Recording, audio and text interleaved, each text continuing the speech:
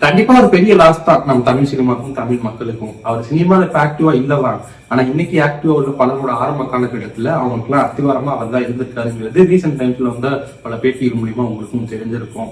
சினிமால ஒரு டைம்ல டாப் 2 ஆக்டர்ஸ்க்கு டப் கொடுத்த காலகட்டம் போய் அரசியல்ல அந்த 2 பேரும் ஆளுமைக்கு பயந்து அந்த டாப் ஆக்டர்ஸே உள்ள வர பயந்துட்டு இருந்த காலகட்டத்துல எதை இருந்தாலும் பரவாயில்லன்னு தைரியமா உள்ள இறங்கின ஒரு மனுஷன்.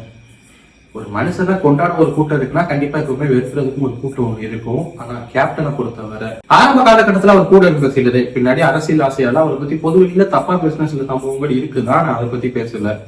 விஜயகாந்த் அப்படிங்கிற ஒரு தனிப்பட்ட நபரோட குவாலிட்டிஸ்னு அத்தனை குரல்கள் ஒழிக்கிறப்போ அதுக்கு எதிராக ஒரு குரல் கூட ஒழிச்சது இல்லைங்கிறது எனக்கு இப்பவும் ஆச்சரியப்படுத்த ஒரு விஷயமா தான் இருக்கு.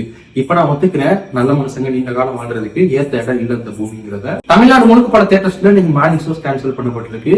இன்னைக்கும் நாளைக்கும் நடக்க இருந்த பல படப்பிடிப்புகள் தமிழ் சினிமா சம்பந்தப்பட்ட பல ஷூட்டிங்ஸுமே கேன்சல் பண்ணப்பட்டிருக்கு. கேப்டனுக்கு மரியாதை செலுத்துற விதமா நானுமே ஆடியன்ஸ் படத்துக்கான வீடியோ பண்ற ஐடியால தான் இருந்தேன். இன்னைக்கு மார்னிங் அந்த செய்தியை கேட்கிற வர நாமெல்லாம் ஏழை காலம் கடந்து அவரோட பேர் நிக்குன்னு சொல்றதுக்கு.